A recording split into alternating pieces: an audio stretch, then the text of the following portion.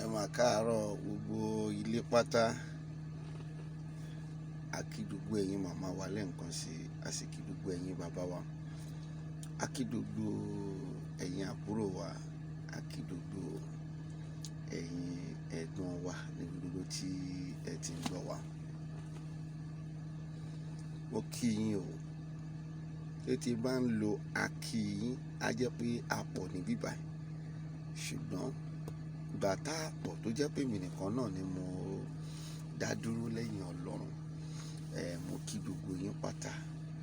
Ẹ̀yin màmá wa láti UK, ẹ̀yin màmá wa láti Dublin, bàbá wa náà gbogbo yín pátá, ẹ̀yin àbúrò wa, ẹ̀yin ẹ̀gbọ́n wa láti Amẹ́ríkà, láti Canada, mo kí gbogbo yín láàárọ̀ yìí.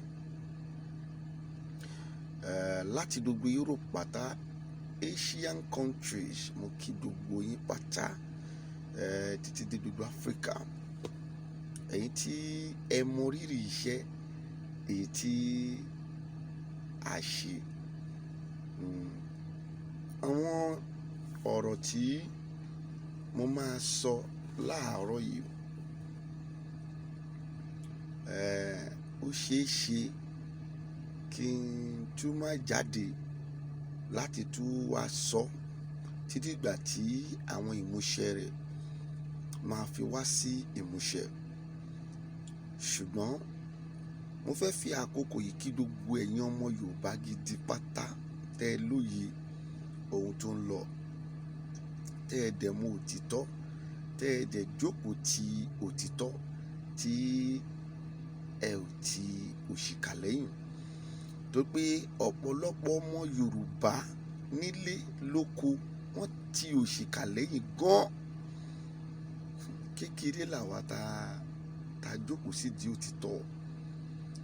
Àwọn tí wọ́n ti òṣìkà lẹ́yìn pọ̀, ìdí tíṣẹ́ wa ò ṣe yọ nìyẹn.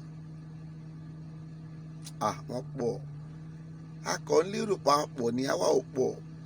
Ṣé rí àwọn tí wọ́n ti ìwà ìbàjẹ́ lẹ́yìn pọ̀ ju àwa tí à ń ti òtítọ́ lẹ́yìn. Ṣé méjì mẹ́ta tí mo máa sọ, mo lè kó gbogbo wa pọ̀, ṣùgbọ́n ìwọ tí mò ń bá wí mọ̀ pé mò ń bá ẹ wí. Olótìtọ́ mọ̀ wípé òun olótìtọ́ ni, onírọ́ sì mọ̀ wípé òun onírọ́ ni. Kọ́mẹ́ǹtì méjì òun ni mo rí ló fẹ́ drag me to this video tí mo wá ṣe láàárọ̀ yìí. Tẹ́yin màmá wa, tẹ́yin bàbá wa bá rí ẹ, ó ti pẹ́ tẹ́mi ti ṣe irú fídíò báyìí, mostly in the car. Ó ti pẹ́ díẹ̀. Ìkíní, nínú service tá a ṣe lánàá níjọ́ Sunday, ọkùnrin kan ó comment lórí, kò tiẹ̀ comment lórí YouTube. Ó rí nọ́mbà mi, kò pè mí rí o, kò bá mi sọ̀rọ̀ rí. Ó wá message mi. Ó wá ní òun lágbára, òun ò kíyà nípa ẹnikẹ́ni, òun ò bẹ̀rù èèyàn kankan, òun ò ṣe gbá, Ọlọ́run nìkan lòun bẹ̀rù. Ṣùgbọ́n jẹ́ kí n sọ fún ẹ, Ọlọ́run ò sọ fún ẹ pé kó yájú sí àwọn olótìtọ́. Sórí ẹnìkan tó lè yájú sí, tó lè go free, I want to tell you. Wá rí i pé tí n bá gbé ọ̀rọ̀ mi kalẹ̀, ṣàṣà ní ọmọ Yorùbá gidi tó jẹ́ olótìtọ́ tí kò ní understand ohun tí mo sọ, àfi olórí burúkú tó wà láàrin wọn. Ọlọ́run tó rí yẹn kò ní kó yájú sí olótìtọ́, kò ní kó yájú sí ẹni tó jẹ́ wípé tó o bá jókòó tí wọn náà ro lọ́kàn ẹ̀ wá ní kí ló mú ẹ lọ́kọlù ẹni yìí. Ẹni yóò ṣẹ́, tó pé mi ò ṣẹ́ ẹnikẹ́ni. Tó o bá yájú sí mi, ó máa jẹyà, kò sọ̀rọ̀ ń bẹ. Èmi ò ṣe èèyàn kankan. Àwọn tó rí tá a yájú sí, wọn ò lè bọ́ ọ̀tá láti lo àdàbí pé nǹkan táwa ń sọ nípa wọn pé wọn ò ṣe. Nǹkan tó ṣe ń rí wa pé we are going nìyẹn, we are moving. Ẹni tó o bá yájú sí, ṣòǹgbọ́n mi, tó jẹ́ pé ó lè bọ́ síta tó lo àdàbí, kó lọ ṣọ́ra fẹ́ nìyẹn o. Jọ, mo bẹ̀ ẹ́ lórúkọ Ọlọ́run, kì í ṣe tó pé o lẹ́nu, olójú ọ̀rọ̀ tó lè fẹ́nu ẹ sọ o. Gbogbo àwọn tó ní ta yájú sí, àwọn Adéwóyè ni, àwọn Olúkọ̀yà ni, ẹ lọ bèrè lọ́wọ́ wọn dáadáa. Bọ́bá wá mọ́ nínú ọ̀rọ̀ pé wọ́n mọ́ naturally, tí wọ́n sọ pé àwọn mọ́, àtúgbéra wa lọ sínú Bíbélì. pè àwọn tó wà ní bíbélì tó pè ní ìránṣẹ́ Ọlọ́run sẹ́ báyìí kọ́ lọ ṣe ìrìn àjò wọn. ó sọ pé mi máa ń pariwo ogun pé nǹkan tóun 8 nínú ayé mi ni listen to me ẹ̀yin lẹ gbọ́ mi ìdí tèmi ṣe silent nìyẹn kí ni fẹ́ ẹni tí àwọn tá à ń bá sọ̀rọ̀ tí wọ́n ò gbọ́ kí la fẹ́ máa bá wọn sọ ẹ ò gbọ́ mi níṣẹ́ ní ìgbà tèmi máa jáde Babaconfirm JP tó fẹ́ jáde tọ́lọ́run fẹ́ rán mi níṣẹ́ mẹ́sẹ̀gì tó ní kí n pàṣẹ sí yín ni òun nìyí mo dé ń sọ lójoojú even in the service yesterday I still say it. Oh God troubled my heart 3:15 lóru ìjọ Saturday mọ́júmọ́ Sunday which is Sunday tànà keep on telling me sọ fáwọn èèyàn yìí don't let anybody to deceive you. Let all the agitator come out straight to you that you were hearing me. Ọ̀rọ̀ tó ń sọ kò lè yanjú nǹkan tó wà nílẹ̀ yìí. Olúwa sọ ó ní Nàìjíríà máa pín yóò bẹ́ẹ̀ ni mo kọ́kọ́ fẹ́ sọ yìí Olúwa tún sọ ó fọ́dà ó ní Yorùbá máa jáde lára wọn. Olúwa tún fọ́dà ó ní àwọn tí wọ́n ń ṣe olórí wa ó ní wọn ò ní jẹ́ kẹ́ ẹ lọ Olúwa wa sọ fọ́dà ó ní àfi tẹ́ ẹ bá jagun ẹ ò gbọ́ nǹkan tí mò ń sọ ẹ ò gbọ́ tọ́lọ́run rán mi sí bọ́rọ̀ lé ayé ṣe rí nìyẹn ìgbà tí Nóà jáde Nóà náà sọ tiẹ̀ bí lé ayé ṣe rí nìyẹn I am telling you ọ̀pọ̀lọpọ̀ ìránṣẹ́ Ọlọ́run náà ló ti jáde ṣé ò ń gbọ́ mi tó sọ tiẹ̀ I am telling you so therefore there is nothing I can say tẹ́ bá gbọ́ pé ẹ ò gbọ́ ọ̀rọ̀ púpọ̀ lẹ́nu mi mọ́ ìyẹn ò ní pé mi ò ṣiṣẹ́ go to my wọ lọ sínú sáfíìsì mi ní every Sunday tó o bá rí i pé mi kì í kọ orin Yorùbá anthem chọ́ọ̀chì wo ló ń kọ ìkan náà tún dé láàárọ̀ yìí ó ní èmi post picture àwọn ọmọ mi tí wọ́n fẹ́ ṣe birthday ó ní mi ò rórí ó ní look at them ó ní àwọn aláìrórí.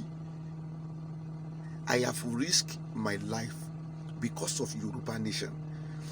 I have risked my ministry because of Yoruba nation. Máa gbọ́ mi o. I have risked everything I have, even my movement.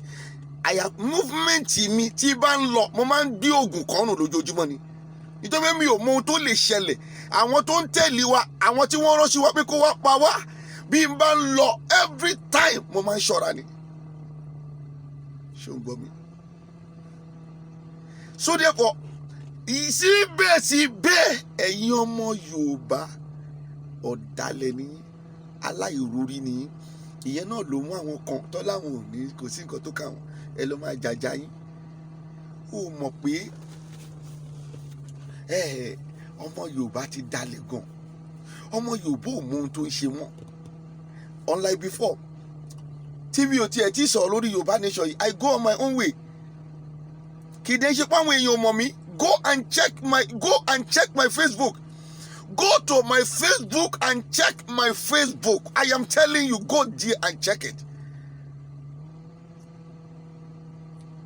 Kì í ṣe pé àwọn èèyàn mọ̀ mí but Ọlọ́run ló rán mi. Ó ní sọ fún wọn, ó dẹ̀ ń sọ ṣùgbọ́n wọn ò gbọ́. Lójoojúmọ́ ni la máa ń kó nǹkan fún mi. Tèmi ò ní jẹ́ kéèyàn bá mi nínú mọ́tò kó ṣe mí anyhow anywhere tó ní kálukú bá ti bá mi látijọ́ máa fa wàhálà wa. So I risk everything. Síbẹ̀ Yorùbá people yẹ pé mo sọ pé tí bá ń sọ̀rọ̀ nínú tí mo sọ yìí ó máa fẹ́ ta bá gbogbo èèyàn ṣùgbọ́n kì í ṣe gbogbo èèyàn àwọn tí wọ́n wà grateful wa àwọn tí wọ́n ò dẹ̀ wà grateful á máa dóhun tí mo sọ yìí. So tẹ́ ẹ lè fi san fún wa náà ni pé kẹ́ máa ní ẹran sọ̀rọ̀ kẹ́ máa ní etí a sọ lánàá ṣe é gbọ́ ẹ ò gbọ́ àwa kò jókòó ní pé tó lé kálukú yín bá ti rẹ́dì ẹ̀ wá bá wa. ọ̀pọ̀lọpọ̀ ohun aláwọn agitétọ̀ ẹ béèrè èwo nínú wọn ló bá Sunday Igboho sọ̀rọ̀ èwo nínú wọn ló ń pè èwo nínú wọn ló ní nọ́mbà. èmi ti ń sọ fún yín láti ìbẹ̀rẹ̀ pẹ̀pẹ̀ wípé ẹni tẹ́ ẹ bá ń bá nájà òun ní kẹ́ ẹ tẹ̀lé ẹ má wá oríwó ọjà Koiki the right man ẹ pé aṣọ bó ṣe ń lọ fún yín tó pé ó ń bá wọn sọ̀rọ̀. Tẹ́ ẹ bá tún pé àwa tẹ́ ẹ rí yìí àwa máa sọ fún yín pé báyìí ló ṣe rí. Àwọn tó bá wa gbọ́ ojoojúmọ́ làwa ń bá wọn sọ̀rọ̀. So therefore èmi ò ní pé other agitators wọn ò ṣiṣẹ́ o, but listen to me, let everybody come out plainly. Ẹ yé jẹ́ kó máa tàn yín láì jẹ́ pé ẹ ja ogun. Kò sí òmìnira fún orílẹ̀-èdè Nàìjíríà, orílẹ̀-èdè Yorùbá nation. Nítorí ẹ̀ ló ṣe pé Biafra they continue in their struggling. Ẹjọ́ kọ́ mo ti sọ ṣùgbọ́n ẹ̀yin ò gbọ́ mi, èmi náà dẹ̀ ti silent. Tákòkò bá tó ẹ pè wá, èmi ni mo sọ bẹ́ẹ̀. Ẹ máa pè wá.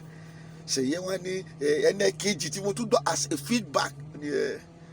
Àwa èmi send èmi post video, èmi post àárọ̀ yìí nìyẹn o.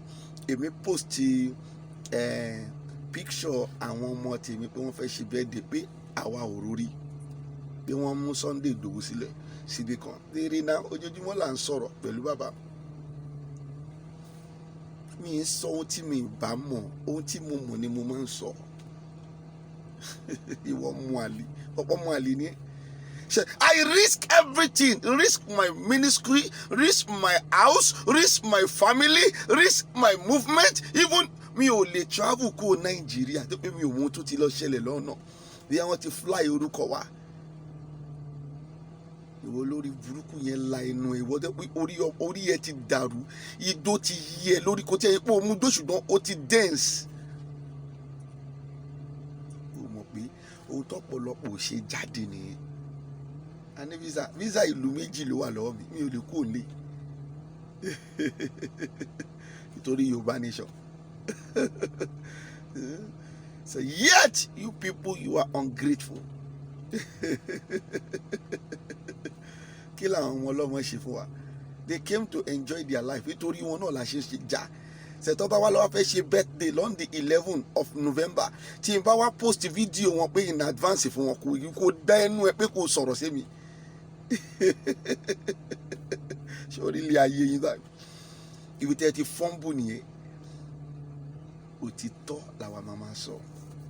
Àwọn kan tó ti jáde sí ẹ̀wọ̀n Ọlọ́run rán àwọn sí Sunday Igboho tí wọn ò mọ nọ́mbà ẹ̀, Sunday Igboho tí wọn ò bá sọ̀rọ̀. Àwa ń sọ tòótọ́ fún yín. Alẹ́ ní tí èèyàn bá ń bá nájà òun ni kó tẹ̀lé lẹ́yìn Koiki which is the last man standing. Tó o bá ní ìdòwò tó o fẹ́ gbọ́ ìwọ pè wá, àwa máa bẹ sọ. Tó o bá dẹ̀ ti rí náà, tó o bá ti rí wa pè ní sùúrù, iṣẹ́ pọ̀ lọ́wọ́ wa ni. Kò sóhun tó ṣẹlẹ̀ sí Sunday Igboho. Àdúrà táwa kan gbà pé kí bàbá kọ́ rìlíìsì wọn kí wọ́n máa lọ tán. Ìjẹyìn ọmọ Yorùbá ò ṣe é jà.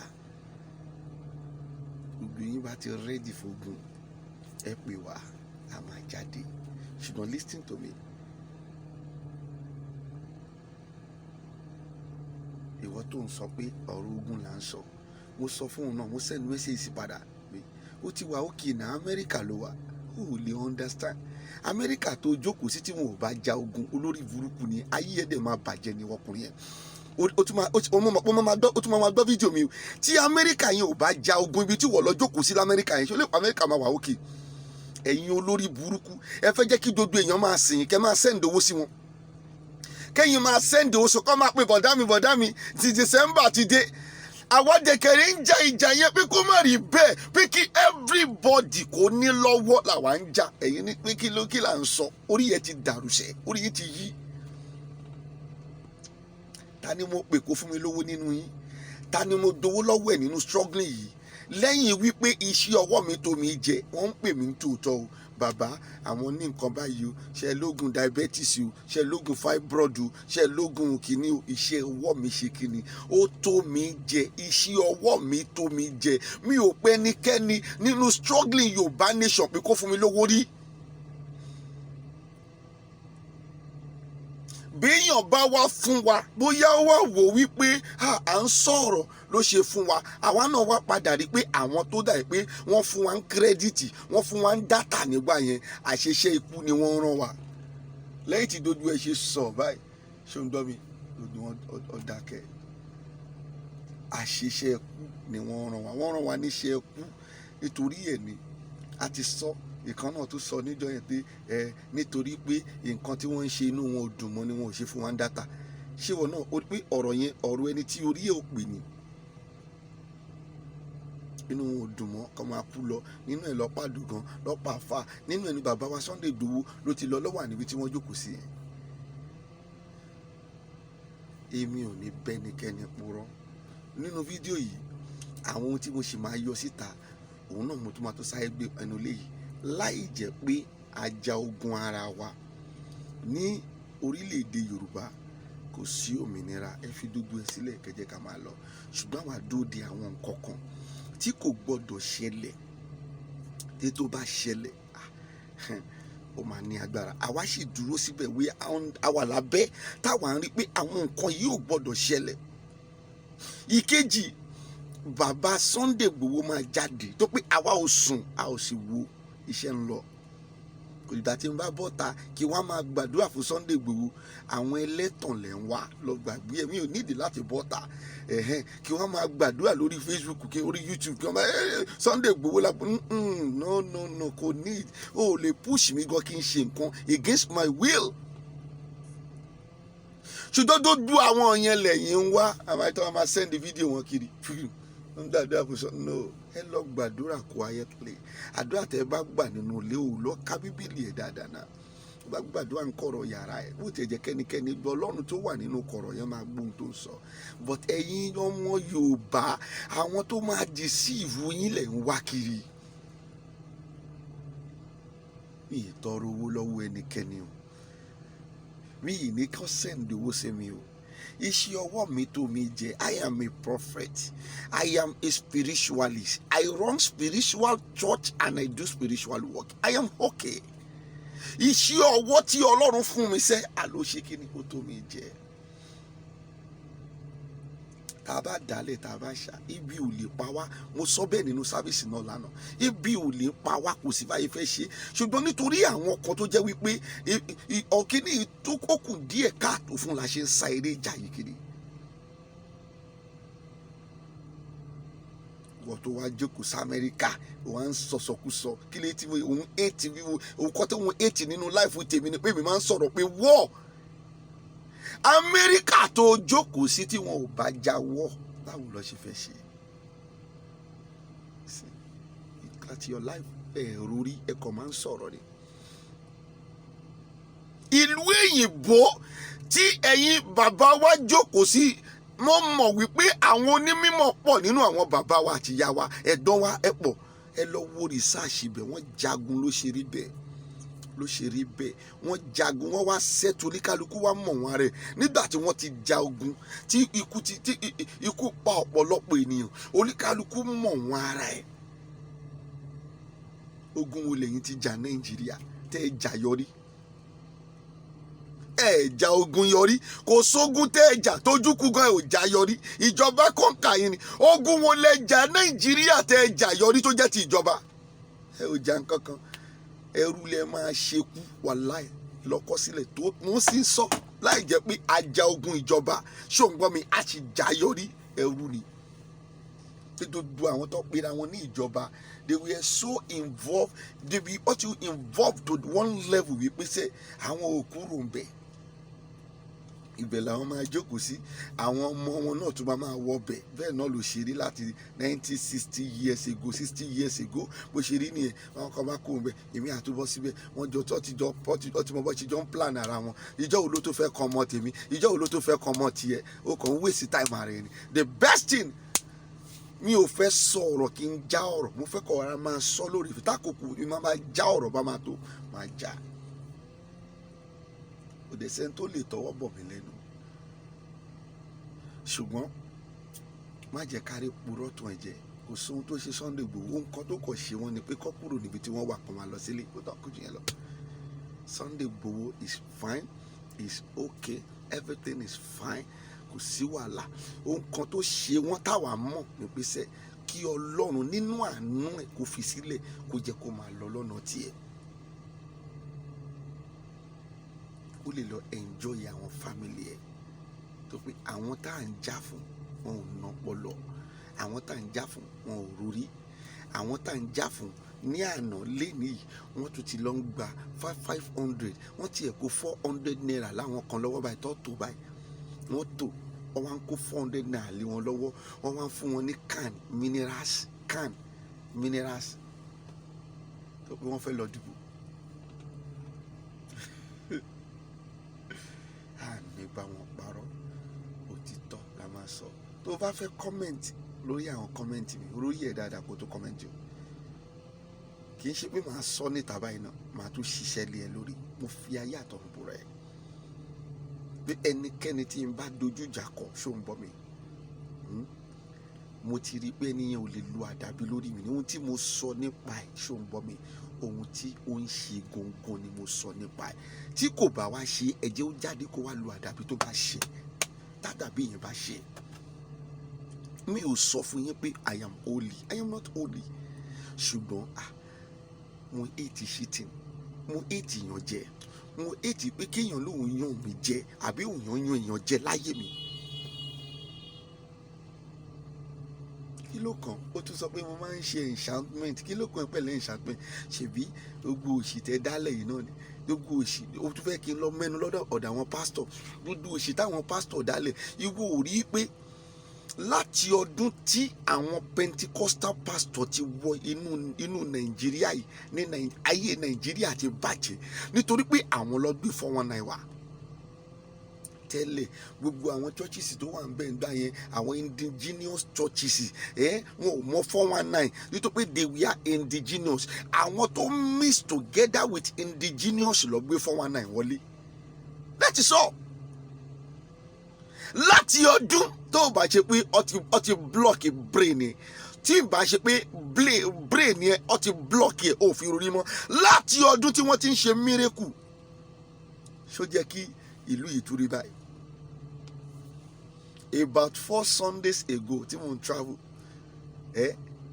a wà nínú àwẹ̀ náà ni ọjọ́ kẹta dẹ̀ ń bọ̀ mo wá wò pé kí n tiẹ̀ ra gálà nínú mọ́tò mo dẹ̀ park mo ní kó mo ra gálà mo ti sọ́ọ́rí mo kàn lè má sọ to details báyìí ni ọba ra gálà 100 naira kò ju ọwọ́ yìí lọ orí ibi tí mo mọ́ ọ dé láti òkè yẹn dé bíbáyìí kò ju lọ. pásítọ̀ ẹ̀ dẹ̀ lóun gbàdúrà ó dẹ̀ ń pe pásítọ̀ ẹ̀ ní major prophet ó lọ́wọ́ ohun táwọn Èlíjà ṣe ni ó lọ́wọ́ ohun táwọn Èlíṣà ṣe ó dẹ̀ ṣe ń pe pásítọ̀ ẹ̀ ní major prophet ó ṣe ń pe pásítọ̀ ẹ̀ ní prophet ó ṣe ń pe pásítọ̀ ẹ̀ àwọn náà ṣì ń pera wọn ní pé they are major pé àwa ọmọ kékeré làwa àwọn ohun táwọn sọ lójú ẹ̀mí wọn lójú ẹ̀mí Adébóyè ẹni tó yẹ kó lọ gbé oògùn eku jẹ kó kú dànù lójú ẹ̀mí Oyèdépò lójú ẹ̀mí èyí tó stupid yẹ tó bá ti ń sọ bẹ́ẹ̀ máa ní ó stupid gan tó pèrè ẹ̀ lólúkọ̀yà lójú ẹ̀mí ẹ̀ ni wọ́n tọ̀rọ̀ sọ gálà ojú báyìí lọ ọwọ́ yìí ó wá tínrín lójú ẹ̀mí ẹ̀ wọ́n dẹ̀ láwọn ń gbàdúrà wọ́n máa dán orí wọ́n dẹ̀ láwọn ni major prophet àwa ò mọ kankan ọ̀dẹ̀ làwa wọ́n ti ẹ̀ sọ pé to the extent wípé àwa ò mọ Ọlọ́run àwa ò sin Ọlọ́run kọ́ làwa ń sìn ṣùgbọ́n àwa mọ̀ pé Ọlọ́run là ń sìn àwa ò sin òkú lójú ẹ̀mí wọn àwọn tó yẹ kí wọ́n lọ gbé oògùn jẹ wọ́n dẹ̀ láwọn ń gbàdúrà wọ́n dẹ̀ láwọn ń jókòó ti ìjọba nítorí tiẹ̀ wọ́n pé ohun tí Ọlọ́run ṣe dá wòlíì nítorí tiẹ̀ ni ohun tọ́lọ́run ṣe gbé àwọn ìjọba náà síbẹ̀ kò sí ní a ní láti lo lórí nítorí tiẹ̀ ni and they need to favour you they need to cater to you wọ́n dẹ̀ láwọn ń cater fún ẹ. àpò ti pẹ́ tí mo ti sọ̀rọ̀ ọ̀rọ̀ báyìí gbẹ̀yìn ṣùgbọ́n mi ṣùgbọ́n lẹ́ẹ̀kọ̀ọ̀kan àwa máa jáde kì í ṣe pé mo reduce power mi o everything is going fine I'm okay but kí n risk life mi kí n risk ministry mi ọ̀pọ̀lọpọ̀ pásítọ̀ ohun tí mò ń sọ yìí wọn ò lè sọ wọn ò lè jáde àti ẹ̀dùpẹ́ lórí àwọn kan táwọn náà padà jáde ṣùgbọ́n wọn ò sọ continually wọn kò sọ fún wọn kúrò bẹ́ẹ̀ ni kì í ṣe yẹn la Ọlọ́run ìyẹn kọ́ lọ́lọ́run rán wọn you have to make sure you continue to say it until change will come. I risk my movement, I risk my travelling, I risk my family. Ṣe síbẹ̀síbẹ̀ ọmọ Yorùbá is ungrateful, but ìyẹn ò ní ká má sòótọ́, a sì máa sòótọ́, a kàn máa ṣọ́ra wa ni. Ṣẹ̀dá tá a bá kú ló tó máa mọ̀ pé bàbá yìí try àbí kò possible. Dàtí Mandela wà láyé láwọn èèyàn mọ̀ pé ó try now, kò ń ṣe ìgbà tó kú. Wọ́n ti mọ̀ nígbà tó wà láyé, lẹ́yìn tó ja ogun tán, tó ṣe dodo ẹ̀ tán, tó win tán, tó lọ ń fún lórí ọ̀fẹ́. Now nígbà tó wà láyé làwọn èèyàn appreciate ẹ̀, kì í ṣe nígbà tó kú. Èèyàn mélòó ló appreciate àdùgàn mọ́ bí kì bá ń ṣe pé àwa tó kàn lára.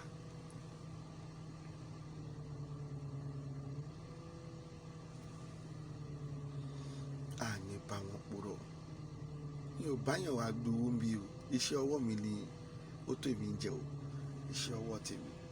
Èèyàn kan tiẹ̀ ní pé èmi ò sọ̀rọ̀ Yorùbá nation mọ́, iṣẹ́ ọ̀rọ̀ oògùn tèmi ń ṣe, egbògi tí mò ń ṣe ni mò ń sọ. Ṣé mo wá tọrọ owó lọ́wọ́ ẹ̀? Nǹkan kọ̀ọ̀kan la máa fi bá àwọn ọmọ wa. Ṣebí nǹkan kan la máa fi bá àwọn ọmọ wa? Mi ò tọrọ owó lọ́wọ́ ẹnikẹ́ni. Mi ò wá tàwa tọrọ owó, mi ò wá tàwa ní fóònù mi bàjẹ́ o, fóònù mi bàjẹ́ o, kò ní jẹ́ kí n sọ̀rọ̀ Yorùbá nation. No, mi ò bẹ́ ẹnikẹ́ni tọrọ owó. Ohun tọ́lọ́run rán mi, òun lè ní wá ṣe. Ṣùgbọ́n kí n tó lọ, yẹ kí n tó sọ fún ẹ. Ogun nìkan ló lè jẹ́ káwọn ará bí ìfi wá sílẹ̀. Láìsí ogun, ṣọ̀pọ̀ tọ́lọ́run sọ fún mi lèmi wá sọ ń ta. Ṣùgbọ́n ọ̀pọ̀lọpọ̀ yín ẹ ò fẹ́ gbọ́. Àìfẹ́ gbọ́ yín yẹn ṣe ń gẹ́tì mi. Làwa náà ṣe ní sùúrù pé ìwọ Olúwa rán wa sí ẹlẹ́ògbọ́, ẹ̀dẹ̀ ló ń gbọ́ tàwọn 419 ẹ continue. Tó bá tàkòkò tí gbogbo ẹ̀ bá yẹ lẹ̀, a máa sọ ẹ ṣe gan ni. Ìwọ kò ṣí ẹ̀, mo kàn ní kí n tó wá ta láti tó wá sọ ìfún ẹ lónìí ni. Orúkọ tèmi ni Babaconfirm JP. Ẹ ṣe gan ni. God bless you.